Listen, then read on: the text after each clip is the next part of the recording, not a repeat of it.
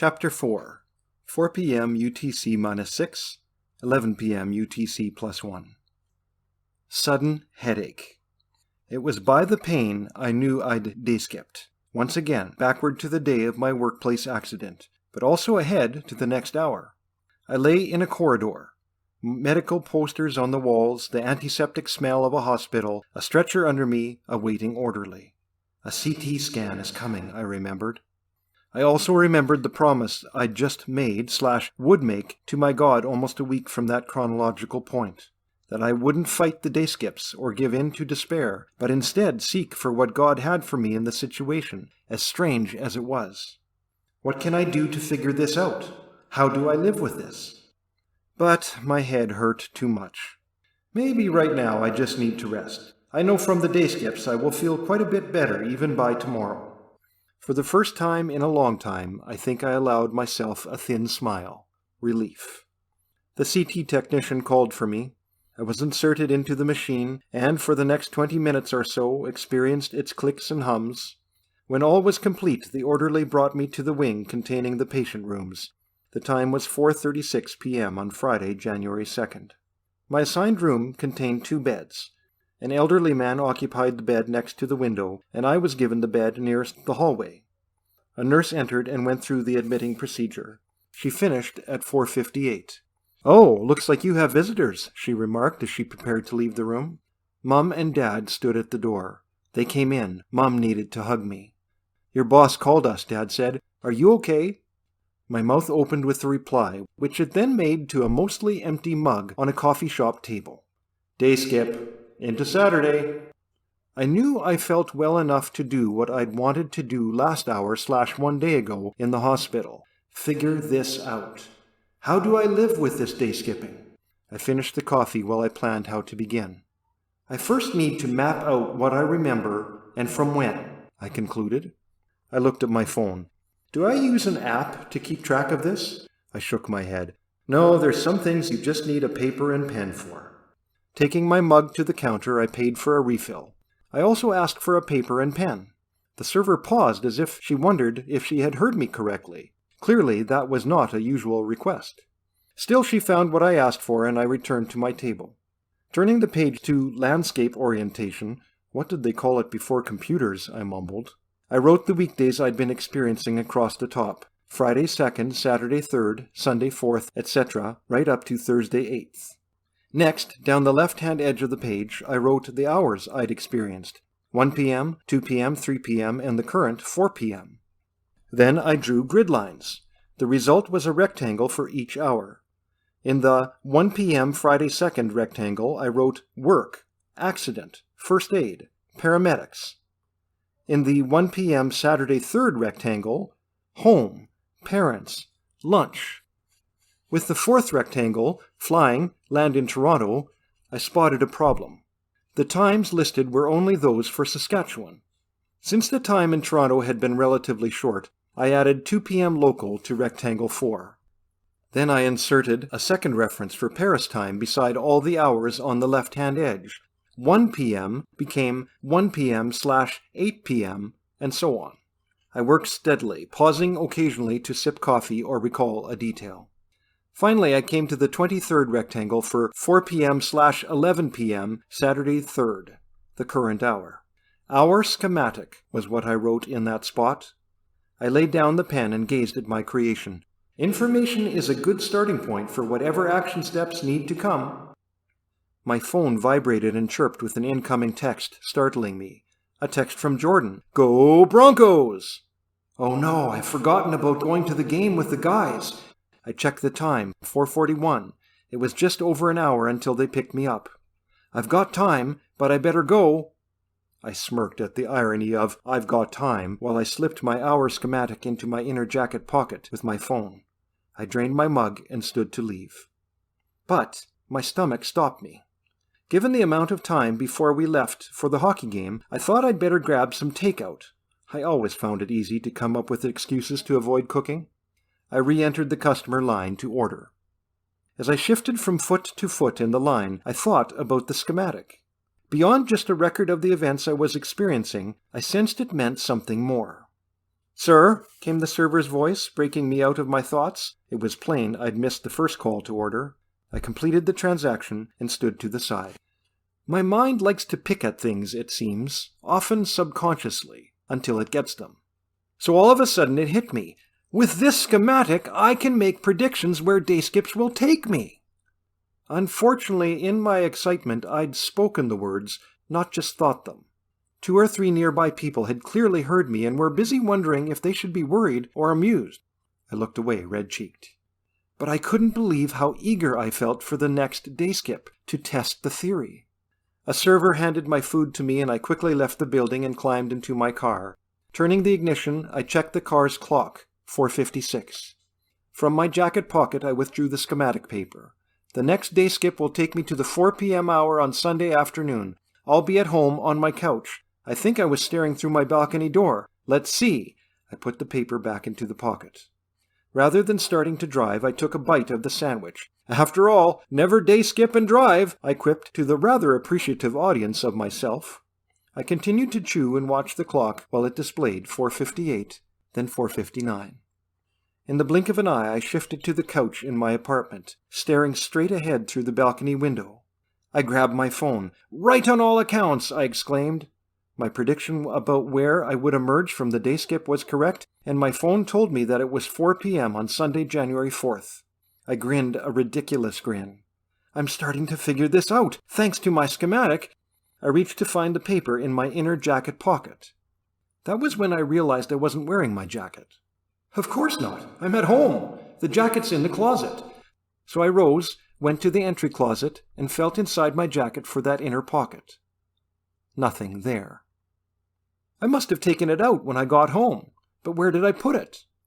I searched all the obvious places, counter, table, bedside table, in my Bible, recycling, garbage can. I looked under the seat cushions of the couch, then under the couch. While kneeling, I spotted a crumpled paper behind the kitchen table. For a moment I celebrated, but when I retrieved the balled-up paper, it proved to be the note from myself I'd found, and crumpled, 2 hours/14 hours ago. I sat, hands upturned on my lap. As minor a point as it was, the unexplained absence of the schematic crushed me.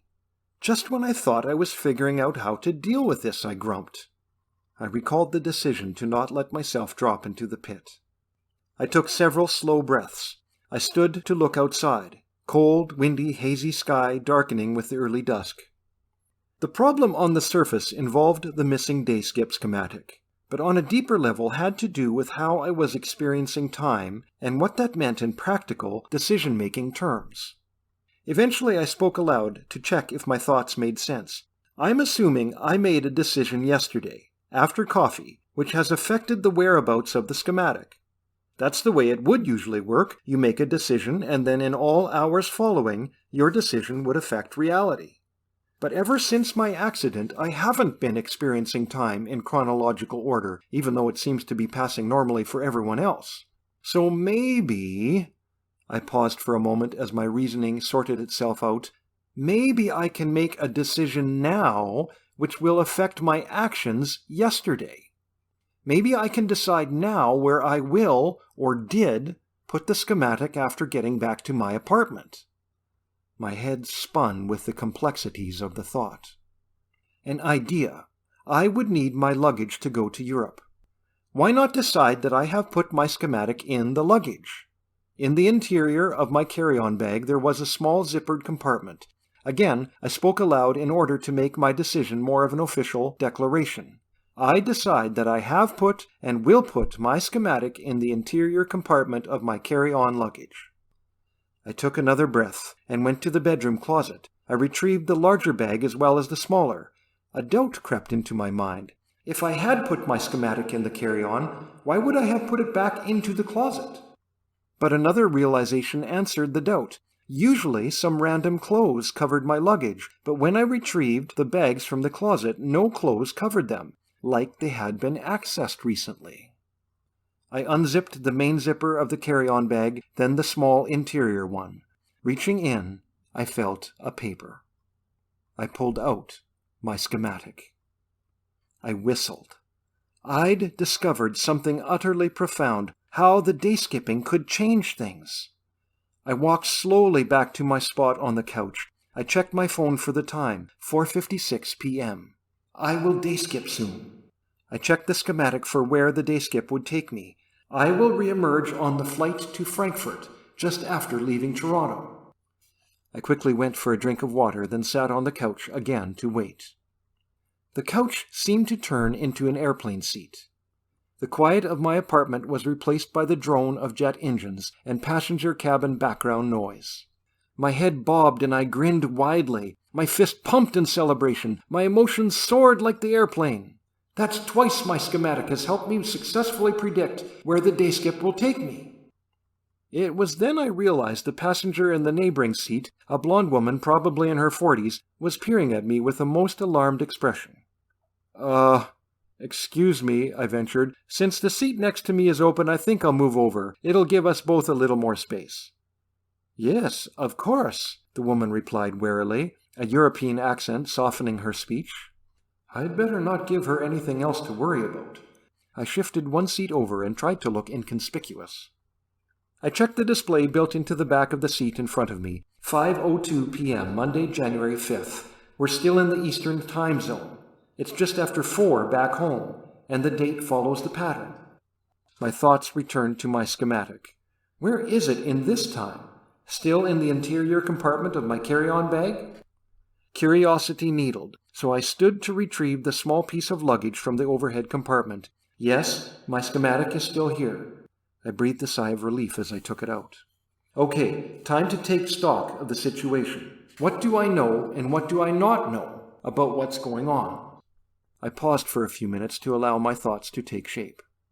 First thing I know, all of this began with my accident at work, hitting my head on the forklift. I tapped the first rectangle on the top left of the page. First thing I don't know, why that clunk on the head sent me into this strange experience of time. Second thing I know, instead of experiencing 1 hour after the previous hour of that day, I'm skipping from day to day, experiencing the same hour on each day before switching to the next hour. This experience seems to be limited to 7 days, 1 week. So I've experienced the 1 p.m. hour, the 2 p.m. hour, the 3 p.m. hour, all Saskatchewan time, and now I'm going through the week in the 4 p.m. hour. Second thing I don't know, how long this will be this way. When the full 7 days are done? Or will the next 7 days be this way too? Please no. Third thing I know, I can make decisions in my experienced present, which affect my actions in my experienced future, but also in the chronological past. Freaky. That ability must have something to do with what Jeremy told me / will tell me about advising them in the terrorism case. I must learn something or do something in my experienced future which affects what I do or tell someone in the chronological past. To others it would appear that I know the future. Double freaky. I impressed myself with these solid observations. More important, I felt like I recognized myself again. Third thing I don't know. I don't know anything that happened after the 4 p.m. hour in each day, right up to the 1 p.m. hour the next day. I only possess second-hand knowledge of some events, like from the note to myself and from my selfie video in Place de la République, or from what others have told me about, like the hockey game I went to with Jordan and Tyler. So while it might seem to others that I know the future, it will also seem like I don't know part of the past. But that's only because I haven't experienced it yet. Triple freaky. I leaned back, mentally tiring. Something else hovered around the edges of consciousness. I could feel it was a big question. But for the moment there was no energy for it. I stood to place the schematic back into its compartment in the carry-on bag. I accessed the flight's approximate position on the display screen in the seat. Long ways to go yet, I mumbled. The lady next to the window noticed my action. I think we are still over Eastern Canada, she offered, looking out the window. I decided to attempt conversation. Do you fly often? She nodded. Yes, in Europe, and occasionally to North America. This time I'm returning to Stockholm after visiting some old friends in Saskatchewan. As a teen, I lived there for a year on a cross-cultural trip. When I told her that I currently lived in Saskatchewan, we chatted a while about this shared experience. The display soon indicated time approached the end of the hour. I felt content to let the conversation pause for a moment while I thought about the coming day skip.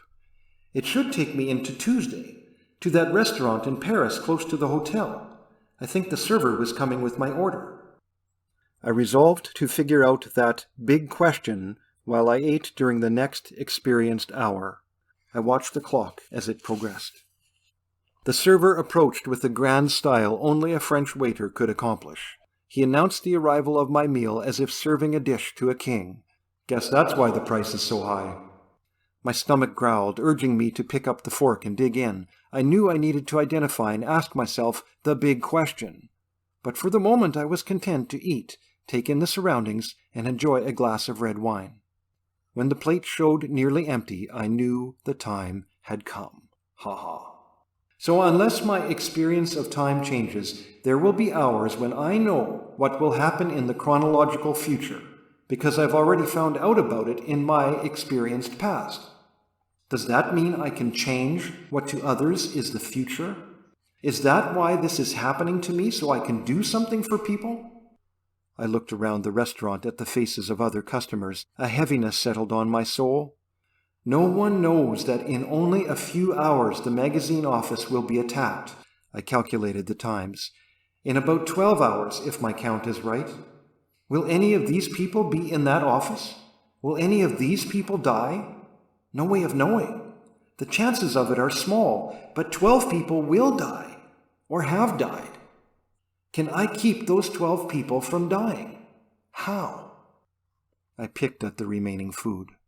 Do I alert the authorities about the attack, so they could get into position and stop the attackers before any harm? How would I explain how I know about it? Jeremy already hinted that some police believe I'm an accomplice in the whole affair. But even if they think that, even if they arrest me, wouldn't it be worth doing to prevent this tragedy? I didn't know what to think. The waiter came to inquire if anything else was needed. I declined and asked for the bill. Looking around while waiting, I prayed for wisdom, for leading, for courage, and, selfishly, I knew, for release from my experience of time before I was forced to make any difficult decisions. The waiter returned. As I was paying, I tried to phrase a question in French to the man.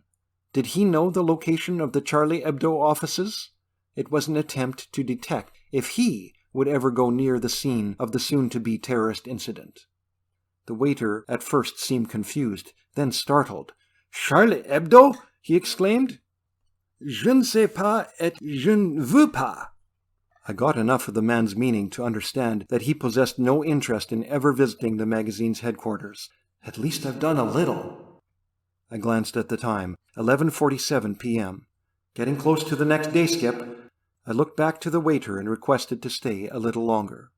I am starting to like being still and seated when the day skip happens, so I will wait here. Let's see, where will the next one take me? I wished I'd brought my schematic with me, but I hadn't known about it when I came to the restaurant 1 hour/7 hours ago. As I thought, an interesting scenario brought itself to mind. I will be asleep in my hotel bed in the next 2 day skips, so I probably won't be aware of them at all, unless for some reason I wake up. The next time I will be awake, based on what has happened the last few end of the 7 days, is back on the day of my accident. Mom and Dad had just come to see me in the hospital. I sat, watched the time tick away, and prepared for a pounding ache in the head.